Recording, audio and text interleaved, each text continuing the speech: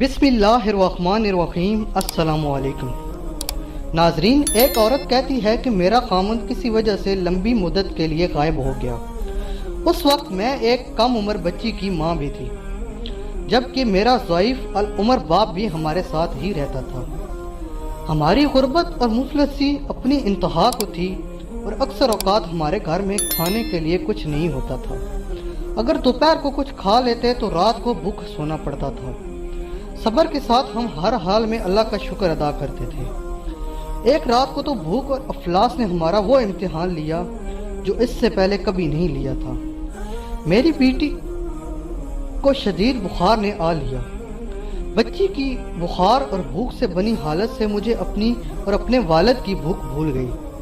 ایسی بے کسی اور لاچاری تو کبھی نہ دیکھی تھی۔ بے قراری حد سے بڑی تو مجھے اللہ تبارک و تعالیٰ کا یہ قول یاد آ گیا۔ ترجمہ: بھلا کون بے قرار کی التجا قبول کرتا ہے جب وہ اس سے دعا کرتا ہے، اور کون اس کی تکلیف کو دور کرتا ہے؟ جی ہاں، ہر قسم کی تکلیف، چاہے وہ بھوک کی ہو یا بیماری کی یا غربت و افلاس اور گناہوں کی، کون ہے اس ذات پاک کے سوا جو ان سب تکلیفوں کو دور کر سکتا ہے؟ یہ سب سوچ کر میں اٹھی اور جا کر وضو کیا۔ واپس آ کر بچی کے ماتھے پر پانی سے بھیگی ہوئی پٹی رکھی اور اللہ کے حضور نماز کی ادائیگی کے لیے کھڑی ہو گئی۔ مختصر سی نماز پڑھنے کے بعد ہاتھ اٹھا کر بچی کے لیے دعا کی۔ اس کے ماتھے سے پٹی اتار کر دوبارہ پانی سے بھگو کر رکھی اور ایک بار پھر نماز کے لیے کھڑی ہو گئی۔ نماز کے بعد ایک بار پھر بارگاہ الہی میں دعا کے لیے ہاتھ اٹھائے۔ دعا سے فراغت پر پانی کی پٹی تبدیل کی اور دوبارہ نماز کے لیے کھڑی ہو گئی، اور یہ عمل میں نے کئی بار کیا۔ جب میں یہ سب کچھ بار بار دہرا رہی تھی تو کسی نے دروازہ کھٹکھٹایا۔ اس حیرت کے ساتھ، بھلا رات کے اس پہر کون ہو سکتا ہے؟ میرے والد نے پوچھا، کون؟ اور جواب آیا کہ میں ڈاکٹر ہوں۔ میں اور میرا والد ہم دونوں ایک دوسرے کو حیرت سے دیکھ رہے تھے کہ اس کو کس نے بلایا ہے۔ میرے والد نے جا کر دروازہ کھولا۔ ڈاکٹر نے آتے ہی پوچھا کہ مریضہ کدھر ہے، اور ہم نے سادگی سے بچی کی طرف اشارہ کر دیا۔ ڈاکٹر نے بچی کو چیک کیا، کاغذ پر ایک نسخہ لکھ کر میرے ہاتھ میں تھماتے ہوئے بولا، لائیے میری فیس دیجیے اور میں چلتا ہوں۔ میں نے آہستگی سے جواب دیا، ڈاکٹر صاحب، ہمارے پاس تو آپ کو دینے کے لیے فیس کے پیسے نہیں ہیں، بلکہ ہمارے پاس تو کچھ بھی نہیں ہے۔ میرا یہ جواب سنتے ہی ڈاکٹر اٹھا اور غصے سے دھاڑتے ہوئے بولا کہ اگر فیس دینے کے لیے پیسے نہیں تھے تو مجھے آدھی رات کو فون کر کے کیوں بلایا تھا؟ کیوں مجھے اس طرح بے آرام کیا ہے تم لوگوں نے؟ ڈاکٹر کے منہ سے ٹیلی فون کا سن کر مجھے لگا کہ ڈاکٹر غلطی سے ہمارے گھر آ گیا ہے۔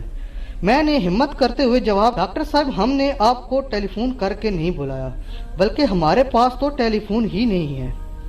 یہ سن کر ڈاکٹر نے مجھ سے پوچھا، اچھا تو کیا یہ فلاں شخص کا گھر نہیں ہے؟ میں نے کہا، نہیں ڈاکٹر صاحب، فلاں صاحب ہمارا ہمسایہ ہے۔ یہ سن کر ڈاکٹر تھوڑا سا خاموش ہوا اور پھر ہمارے گھر سے نکل کر ہمارے ہمسایہ کے گھر چلا گیا، اور ہم شرمندگی سے خاموش بیٹھے رہے۔ تھوڑی دیر ہی گزری تھی کہ ڈاکٹر ایک بار پھر ہمارے گھر آ گیا۔ آنکھوں میں آنسو اور روندی ہوئی آواز میں بولا، اللہ کی قسم، تمہارے گھر سے اس وقت تک نہیں جاؤں گا جب تک تمہارا پورا قصہ نہیں سن لوں گا۔ اور میں نے ڈاکٹر کو اپنا پورا قصہ سنا ڈالا کہ کس طرح میں بچی کے ماتھے پر پانی کی پٹیاں رکھ رہی تھی اور اللہ کے حضور دعا بھی مانگ رہی تھی۔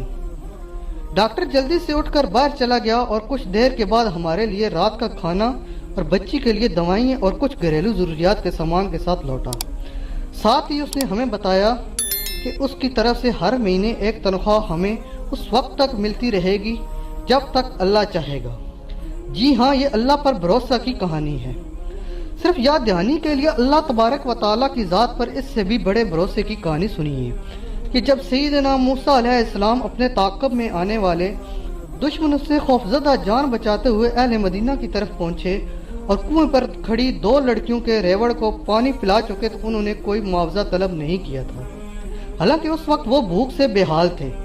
انہوں نے بقول قرآن مجید صرف اتنا کہا تھا، پروردگار، میں اس کا محتاج ہوں کہ تو مجھ پر اپنی نعمت نازل فرمائے۔ اور پھر اس کے بعد کا قصہ آپ جانتے ہیں کہ اللہ کی طرف سے جواب یوں تھا کہ ایک لڑکی سے شادی اور 10 سال کے لیے کام کا معاہدہ۔